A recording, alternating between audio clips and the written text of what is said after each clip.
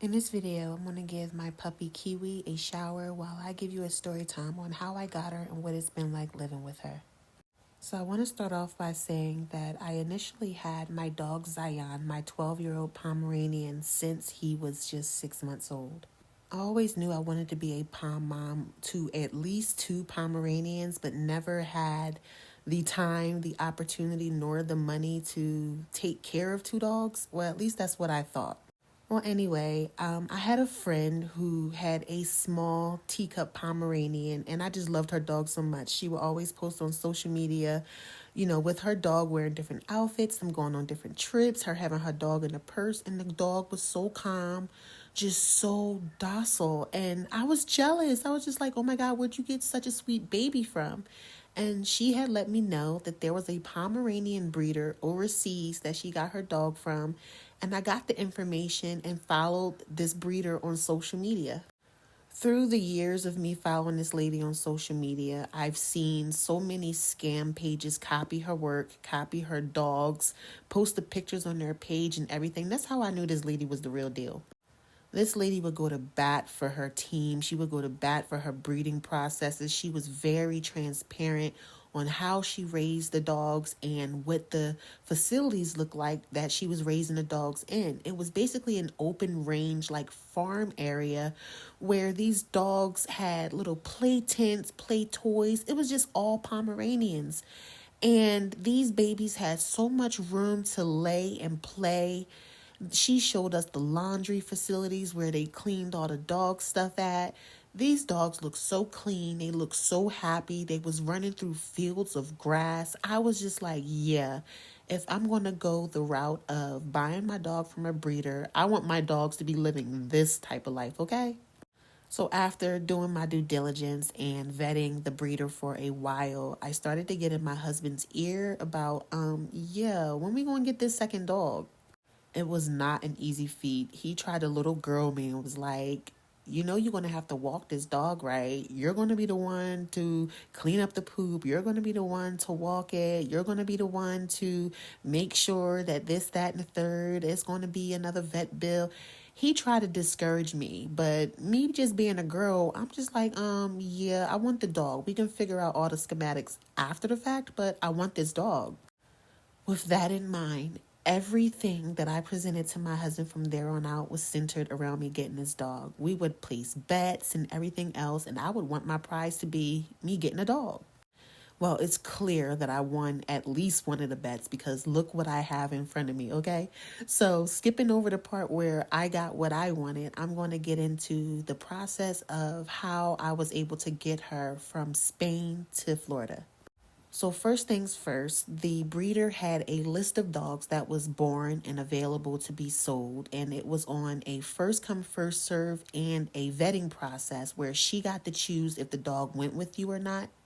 I kind of like that because she had said that these dogs are like her children too. She raises them and she don't just want them going to any old body where they just want the dog because it's cute and then they end up living in deplorable conditions. That was completely understandable, and I was so pleased when I realized I was selected and approved to get one of these dogs. So I went through the list of the dogs that she had, and I landed on Kiwi. When I landed on her profile, her name was listed as Butterfly, and I'm telling you, that couldn't be a more proper name for her, because when I met her, she was just so fluttery and so bouncy. But before we get to that, to get her, I did have to pay a fee, and the breeder had let me know that the fee included her vaccinations, her microchipping, her passport, as well as a nanny that would get her from one country to another with hand-to-hand delivery. I like that because I wanted to receive a healthy dog. The breeder insisted on having a nanny due to the fact that she did not trust her dogs to fly under the plane. And you know what? I was okay with that because what type of breeder who really love their dogs would allow their puppy to go under a plane that's not really pressurized to fly all that way, all scared and cold? Yeah.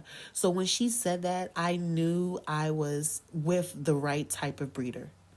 So being as though she was overseas, I had to send the money through bank wire transfer because I didn't want to do the credit card payment. The credit card payment would actually cost an additional fee.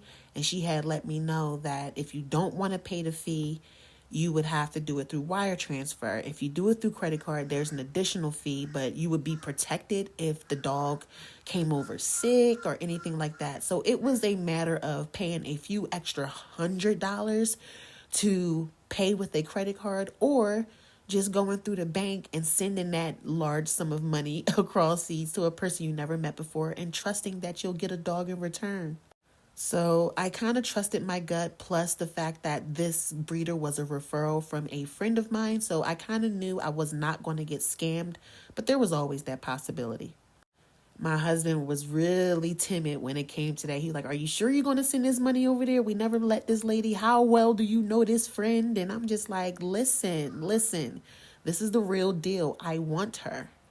So to try to pull me off the edge, not only did my husband take me to a local pet shop and to look at their Pomeranians, but their Pomeranians looked all sickly. They were all the same color and they just looked so sad. And I'm just like, even though I feel sorry for those Pomeranians, I kind of don't want one I have to nurse back from looking like it's on the edge of death.